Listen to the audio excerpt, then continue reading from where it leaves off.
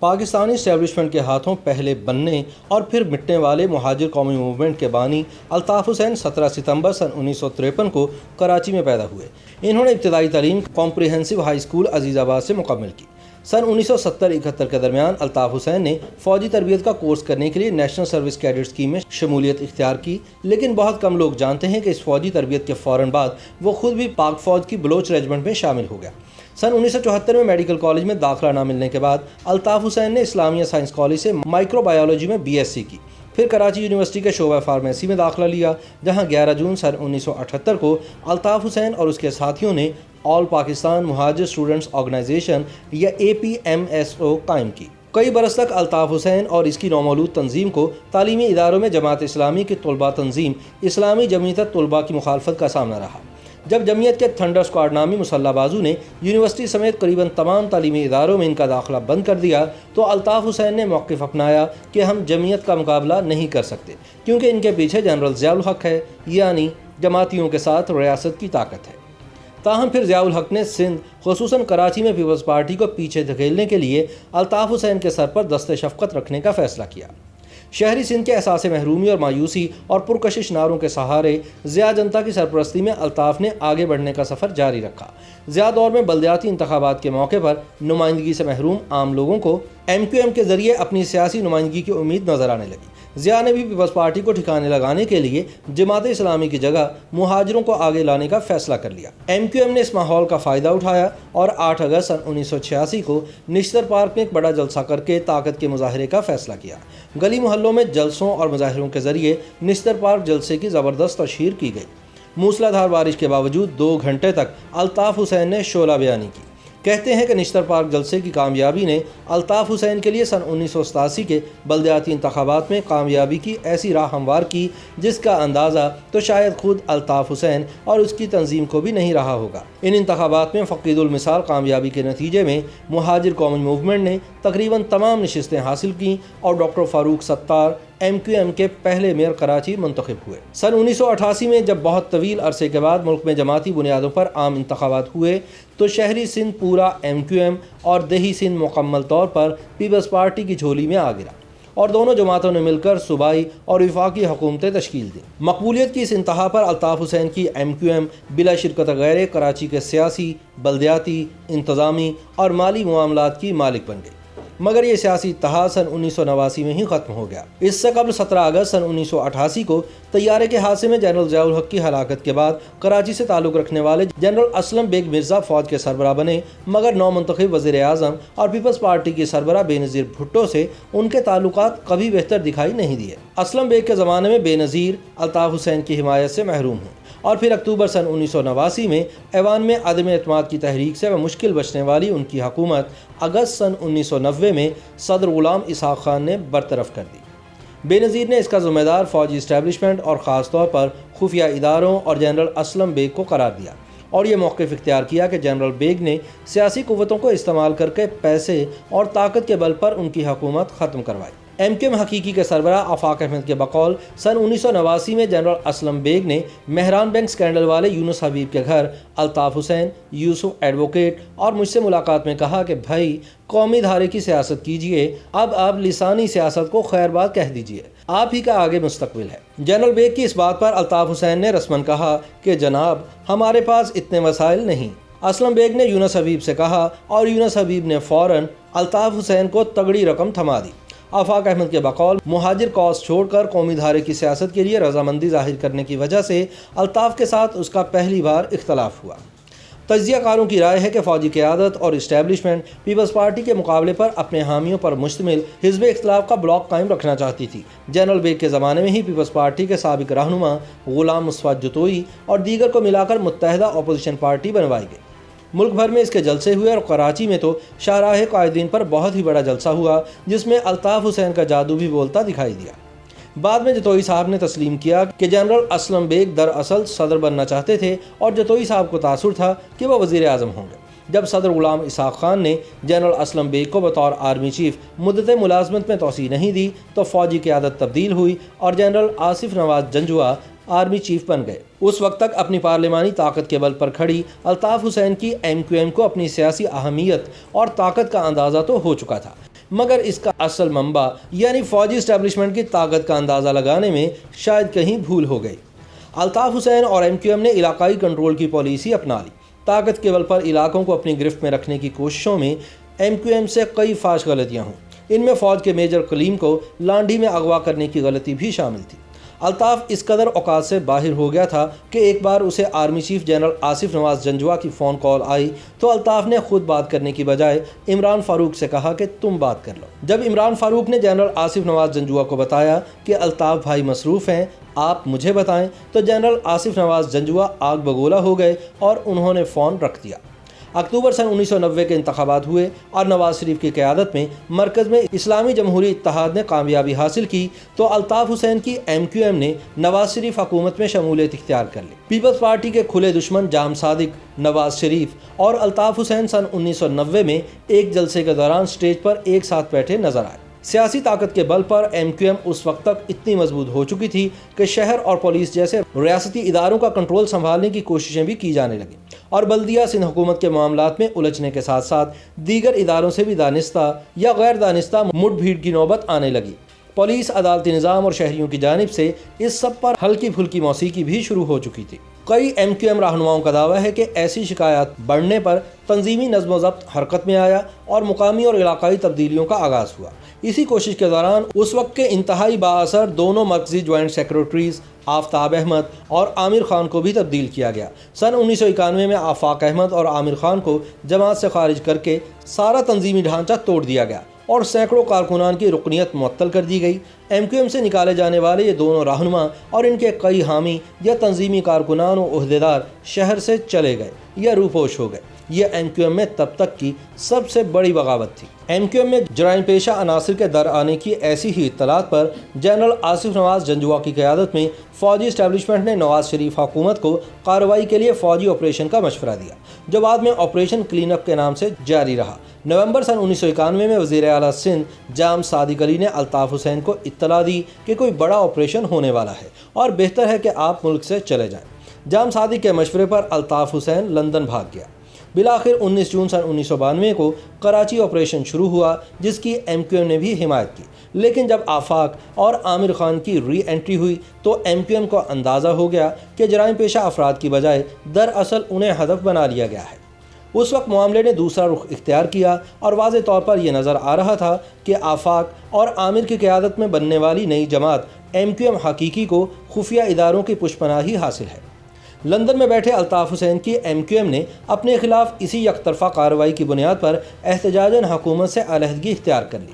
ایک طرف پارٹی اور کارکنان آپریشن کے دوران ریاست سے ایک طرح حالت جنگ میں تھے تو دوسری جانب قیادت سے رابطہ ٹوٹ جانے کی وجہ سے رہنمائی سے بھی محروم۔ جب کارکنان اور تنظیم کو الطاف حسین کی سب سے زیادہ ضرورت تھی، تب اس تک رسائی اور پہنچ سب سے زیادہ مشکل رہی۔ اس سے صرف کارکنان کو ہی نہیں بلکہ الطاف حسین کو بھی بے حد نقصان ہوا۔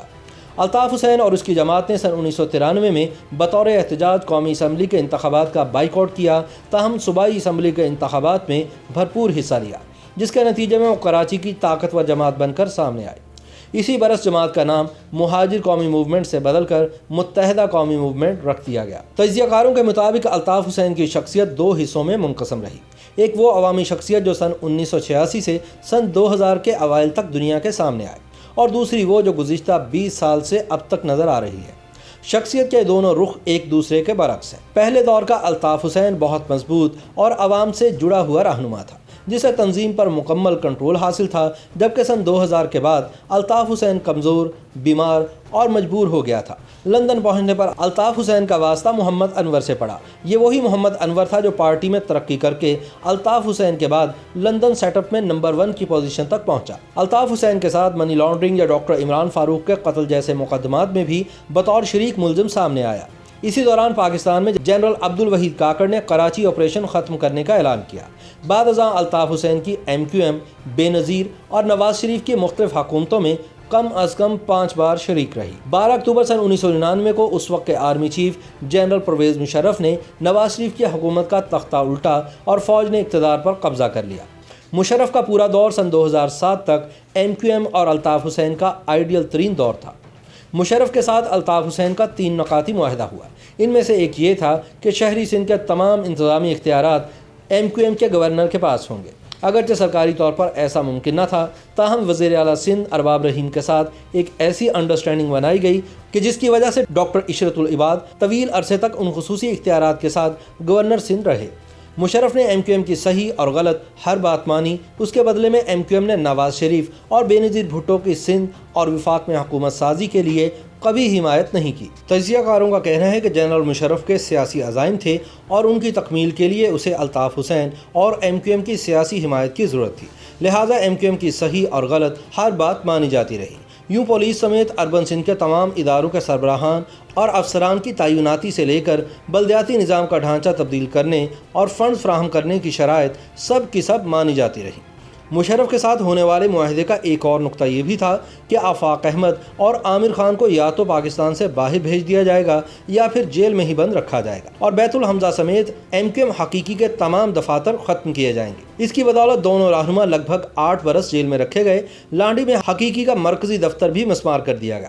اس کے بدلے میں MQM نے جنرل مشرف کے مخالفین یعنی نواز شریف اور بے نظیر بھٹو کی سندھ اور وفاق میں حکومت سازی کے لیے کبھی حمایت نہیں کی۔ تاہم سکھ کے اس زمانے میں پارٹی میں اندرونی تبدیلیاں اور بیرونی مسائل سامنے آتے رہے۔ لندن میں بیٹھے الطاف حسین نے ندیم نصرت کو امریکہ سے واپس بلایا اور یہ بات محمد انور اور بہت سے دیگر رہنماؤں کو پسند نہیں آئی۔ کراچی اور لندن میں ان تبدیلیوں نے پارٹی میں نئی مگر خفیہ دھڑے بندی کو تیز کر دیا۔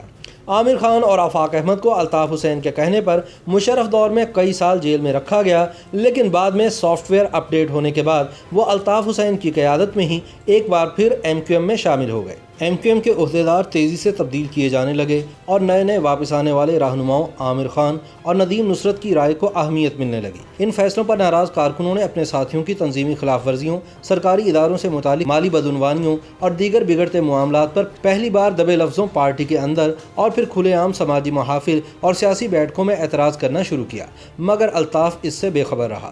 لندن اور کراچی ان تبدیلیوں سے گزر ہی رہے تھے کہ جنرل مشرف نے الطاف حسین کو مشورہ دیا کہ وہ پاکستان واپس آ جائے۔ تاہم MQM کے کئی رہنماؤں نے وطن واپسی پر قتل ہو جانے کے خدشات ظاہر کر کے الطاف حسین کو لندن میں ہی رہنے کا مشورہ دیا۔ وجہ یہ تھی کہ ہر سطح پر نئے عہدیدار نہیں چاہتے تھے کہ الطاف حسین کراچی واپس آئے اور تنظیمی خلاف ورزیوں یا مالی بدعنوانی کے معاملات سے واقف ہو کر ان میں ملوث عناصر کے خلاف کوئی انتہائی قدم اٹھائے۔ اسی دوران مشرف کی حمایت میں کراچی میں MQM کے ہاتھوں 12 مئی سن 2007 کا واقعہ پیش آیا، جس میں درجنوں افراد جان کی بازی ہار گئے۔ اس کے بعد لندن میں الطاف حسین کی سالگرہ کے دن عمران فاروق کے قتل کی واردات بھی ہو گئی۔ اس وقت تک عمران فاروق الطاف حسین سے راہیں جدا کر چکے تھے اور یہ افواہ تھی کہ وہ اپنی سیاسی جماعت کی بنیاد رکھنے والے ہیں، لیکن اس سے پہلے ایک بڑی گڑبڑ تب ہوئی جب سن 2007 میں بے نظیر بھٹو کا قتل ہوا اور سن 2008 کے انتخابات میں زبردست کامیابی حاصل کرنے والے آصف زرداری نے جنرل مشرف کو ایوان صدر سے رخصت کیا اور خود صدر بن گئے۔ جنرل مشرف کا جانا الطاف حسین کے لیے گھبرانے والا موقع تھا، کیونکہ زرداری کو نہ تو الطاف کو ساتھ لے کر چلنے کی ضرورت تھی اور نہ ہی وہ اس کے خواہش مند تھے۔ پھر ذوالفقار مرزا کارڈ استعمال ہوا اور MQM کے ہانی مون کا اختتام ہوتا نظر آیا۔ پیپلز پارٹی میں موجود رحمان ملک جیسے لوگوں کی کوششوں سے MQM نے حکومت سے رابطے تو قائم کر لیے، مگر الطاف حسین کا یہ فیصلہ بھی پارٹی میں پسند نہیں کیا گیا۔ مگر مسئلہ وہی تھا کہ کوئی بھی الطاف حسین کی مخالفت نہیں کر سکتا تھا۔ اب الطاف حسین کے لیے ہر طرح اور ہر طرف سے پریشان کن صورتحال پیدا ہوئی۔